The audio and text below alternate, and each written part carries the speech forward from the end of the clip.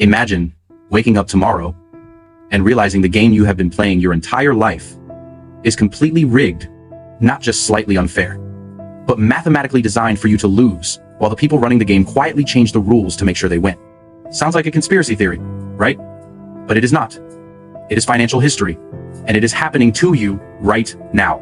To understand the trap you are currently sitting in, we have to look at a single day in history, September 16th, 1992, a day the financial world calls Black Wednesday. At the time, the British government had made a massive public promise to the world.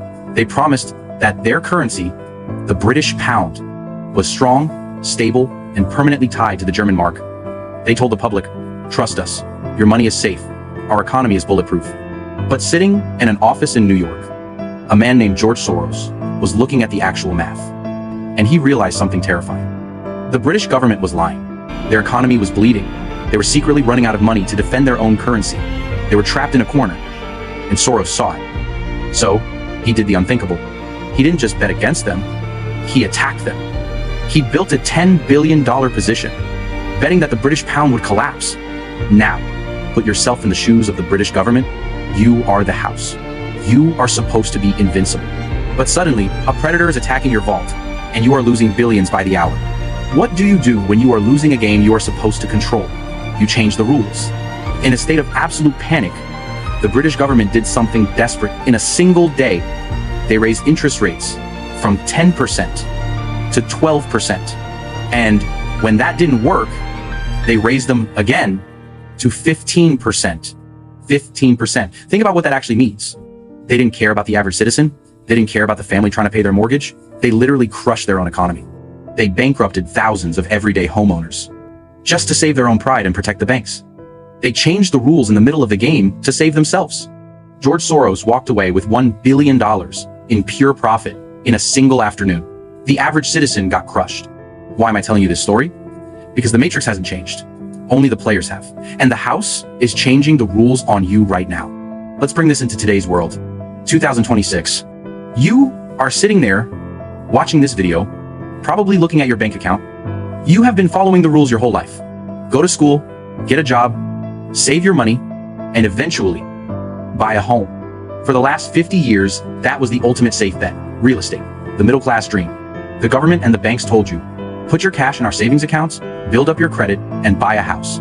It is the only safe way to build wealth. They lied to you. Just like the British government in 1992, the institutions running today's economy realized they were losing control. Inflation was eating the currency. The national debt was spiraling out of control. The system was breaking. So, what did they do? They changed the rules. They quietly allowed inflation to run hot, secretly stealing the purchasing power of the cash sitting in your savings account, and then they slammed the door on the real estate market. Look at what is happening right now. Interest rates were pushed up, not to protect you, but to fight a monster they created. And while you are locked out, trying to save up for a 20% down payment, who is buying the houses? Wall Street. Massive institutional investors. Private equity firms. They are buying up single-family homes in cash, turning the middle class into a permanent class of renters. The safe bet you were told to work toward has been monopolized by the very institutions that control the game. They changed the rules. They raised the cost of entry, and they are hoarding the assets. If you are playing by the old rule book, you are playing a game that ended 5 years ago. And you are wondering why you feel like you are running on a treadmill, sweating, exhausted, but going absolutely nowhere. Let's get real for a second. Let's talk about the frustration keeping you awake at night. You have some savings. Maybe it is a few $1,000s. Maybe it is a little more, but you are completely paralyzed. You are confused. You look at the stock market, and it feels like a casino run by algorithms and insiders. You look at real estate, and you are priced out or terrified of locking into a massive mortgage at a 7 or 8% interest rate just to buy a house that needs a new roof. You look at the cash in your bank, and you know, deep down, that every single month it sits there, it is quietly melting. It is a terrible, suffocating feeling. It is the feeling of being trapped in the squeeze. You do everything right. You skip the vacations. You cook at home. You hustle. But the finish line keeps moving further away. The cost of groceries, the cost of insurance, the cost of simply existing, it is rising faster than your salary. And the financial gurus on the internet just tell you to stop buying coffee. Listen to me closely. Your coffee is not the problem. The problem is that your money is trapped in a system that is designed to depreciate. You are holding on to paper while the people at the top are hoarding the physical world. When the British government raised interest rates to 15%, they protected the banks and they sacrificed the homeowner. Today, the central banks are doing the exact same thing. They are sacrificing your purchasing power to balance their broken ledgers. You are confused about where to put your small savings because the traditional buckets they gave you are full of holes. So, how do we escape the squeeze? This is the mental push. This is the moment you have to decide if you are going to keep playing the victim or if you are going to wake up and see the board for what it is. You cannot control the central banks. You cannot control inflation. You cannot control Wall Street buying up neighborhoods. But you can control where you put your energy and where you put your capital. You have to stop trusting the safe assets that the government tells you are safe. A savings account paying you 4% while real inflation is eating 8% is not an asset. It is a slow leak. You need to start moving a percentage of your wealth into true, hard assets. Things that the government cannot print more of. Things that Wall Street cannot easily manipulate. Now, I am not telling you to go into debt to buy a rental property you cannot afford. That is the old rule book. I am talking about assets that fit your reality today. For some of you, that means understanding decentralized digital assets like Bitcoin. Assets that exist outside the traditional banking ledger.